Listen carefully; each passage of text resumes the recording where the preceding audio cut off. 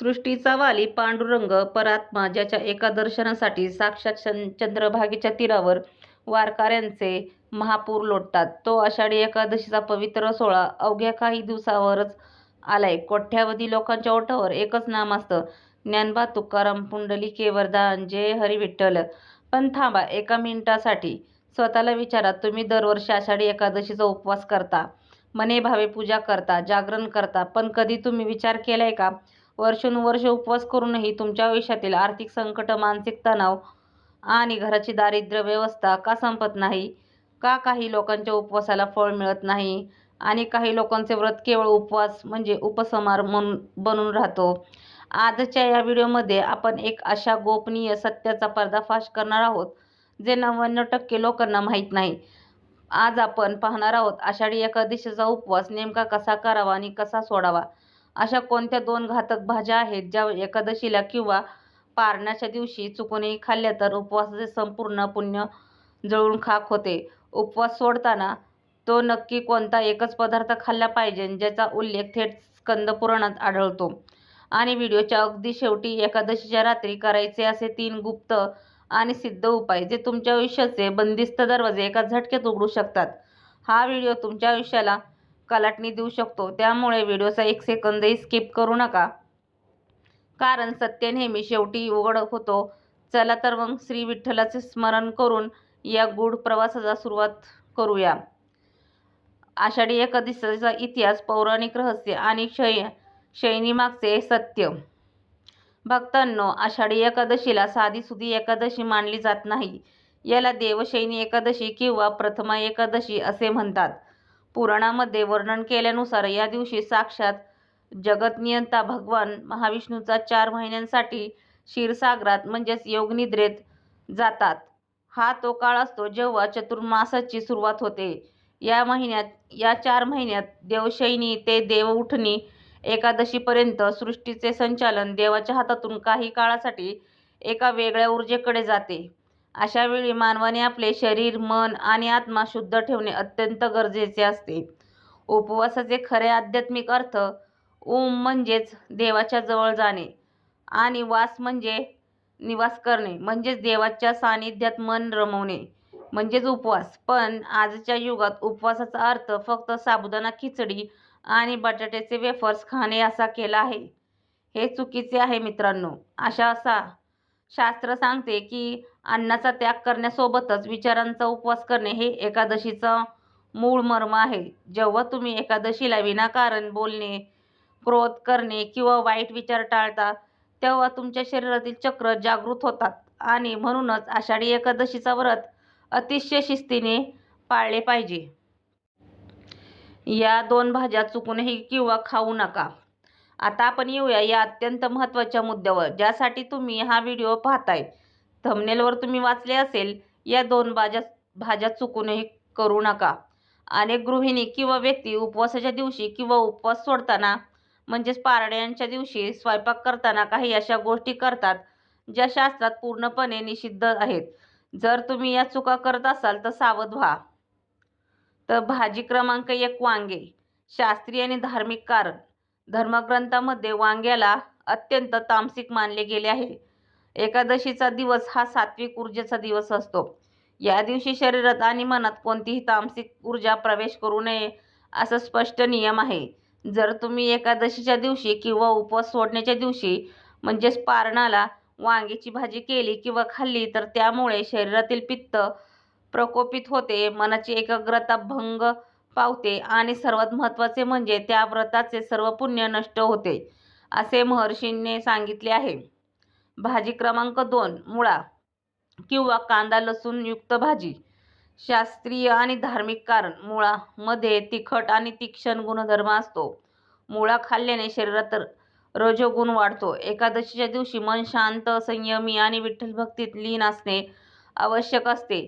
मुळा किंवा कंदमुळांपैकी काही विशिष्ट गोष्टी जसे की जमिनीखालील तामसिक मुळे ज्या मध्ये तीव्र गंध असतो त्याचे सेवन वर्ज्य मानले गेले आहे. तसेच कांदा आणि लसूण हे तामसिकतेचे प्रतीक आहेत. उपवासाच्या काळात किंवा उपवास सोडताना चुकूनही कांदा, लसूण किंवा मुळ्याची भाजी खाऊ नये. असे केल्याने आरोग्यावर तर वाईट परिणाम होतोच, पण आध्यात्मिकदृष्ट्या व्रत खंडित होते. विशेष टीप तुम्हाला सांगते, तुळशीचे पान हे विठ्ठलाला अत्यंत प्रिय आहे. पण लक्षात ठेवा, एकादशीच्या दिवशी तुळशीचे पाने तोडणे हा मोठा गुन्हा मानला जातो.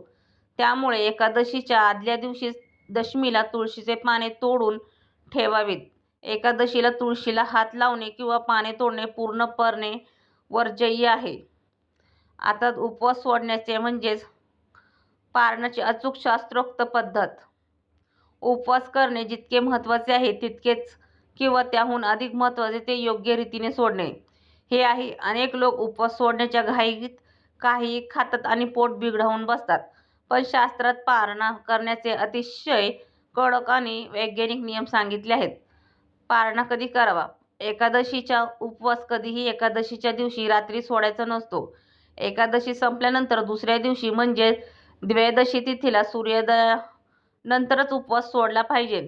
सूर्योदयापूर्वी किंवा द्वादशी संपण्याच्या आत हरिदिन व्याप पारणा करणे आवश्यक असते. जर द्वादशी संपल्यानंतर उपवास सोडला तर त्याचे विपरीत फळ मिळते. पदार्थ तो कोणता? एकच पदार्थ खाऊन तुम्ही उपवास सोडताल. आता प्रश्न पडतो की मग उपवास कोणत्या पदार्थाने सोडावा? मार्केटमधील तळलेले पदार्थ किंवा जड अन्न खाऊन उपवास सोडणे चुकीचे आहे. स्कंदपुराण आणि पद्मपुराणात स्पष्ट सांगितले आहे की एकादशीचा उपवास सोडताना आवळा किंवा तुळशीचे पवित्र चरणामृत ग्रहण करूनच उपवास सोडला पाहिजे. आवळ्याचे महत्त्व. जर तुम्ही एकादशीच्या पारणाला आवळा खाल्ला, ओला आवळा किंवा आवळ्याचे चूर्ण, सुपारी, तर शरीरात सर्व विषारी घटक म्हणजे टॉक्सिन बाहेर पडतात. आयुर्वेदामध्ये याला अमृत मानले गेले आहे. आवळा खाऊन उपवास सोडल्याने व्यक्तीच्या हजारो जन्मांची पापे धुवून जातात असा पुराणात उल्लेख आहे. तुळशी दल आणि तीर्थ. जर आवळा उपलब्ध नसेल तर श्री विठ्ठलाच्या चरणावरील तुळशीचे पान आणि गंगाजल किंवा गोमूत्र मिश्रित चरणामृत प्राशन करून उपवास सोडावा. त्यानंतर हलके सात्विक अन्न जसे की मुगाची खिचडी किंवा वरण भात ग्रहण करावे. रहस्य आणि सिद्ध उपाय. तुमचे नशीब बदलणारे उपाय. आता आपण आलो आहोत आपल्या या व्हिडिओच्या सर्वात मोठ्या आणि गुप्त भागावर. आषाढी एकादशीची रात्र ही साधी रात्र नसते. या रात्रीला सिद्धरात्र म्हणतात. या रात्री ब्रह्मांडात अशा काही दैवी ऊर्जा कार्यरत असतात ज्या प्रामाणिकपणे उपाय केल्यास माणसाचे दुर्दैव सुदैवात बदलू शकतात. तुमच्या आयुष्यातील आर्थिक अडथळे, कुटुंबातील आजारपण किंवा मानसिक अशांतता दूर करण्यासाठी हे अत्यंत प्रभावी उपाय नक्की करा. धनप्राप्ती आणि कर्जमुक्तीसाठी तुळशी दीप प्रज्वलन तंत्र कसे करावा? आषाढी एकादशीच्या संध्याकाळी किंवा रात्रीच्या वेळी आपल्या घरातील तुळशीच्या रोपाजवळ शुद्ध गाईच्या तुपाचा दिवा लावा. त्या दिव्यामध्ये 2 कापराच्या वड्या टाका. तुळशीच्या रोपासमोर आसन घालून बसा आणि माळेने किंवा मनाने ओम नमः भगवते वासुदेवाय किंवा श्री विष्णवे नमः या मंत्राचा 108 वेळा जप करा. यानंतर तुळशीला 11 वेळा प्रदक्षिणा घाला आणि तुमच्या मनातील आर्थिक संकट किंवा कर्जाचा भारा दूर करण्यासाठी पांडुरंगाला प्रार्थना करा. या उपायाने घरातील नकारात्मकता कायमची नष्ट होते आणि माता लक्ष्मीचा, विठ्ठलाचा कृपा आशीर्वाद तुमच्या घरात स्थिर होतो. उपाय नंबर 2. रखडलेली कामे आणि शत्रू अडथळे दूर करण्यासाठी लवंग आणि कापूर प्रयोग. एकादशीच्या रात्री घरातील देव्हाऱ्यासमोर किंवा विठ्ठलाच्या मूर्तीसमोर एक मातीची किंवा पितळाची पंती ठेवा. त्या पंतीत 2 अखंड लवंग ज्या फुलाच्या असाव्यात, तुटलेल्या नसाव्यात, आणि एक कापराची वडी ठेवून ती प्रज्वलित करा. जेव्हा तो कापूर जळू लागेल तेव्हा त्याचा धूर संपूर्ण घरात फिरवा. या साध्या आणि अत्यंत शक्तिशाली उपायामुळे घरातील वास्तुदोष नाहीसा होतो. तुमच्या मार्गात येणारे सर्व शत्रू किंवा गुप्त अडथळे दूर होतात आणि रखडलेली सर्व कामे चमत्कारिक रीतीने मार्गी लागतात.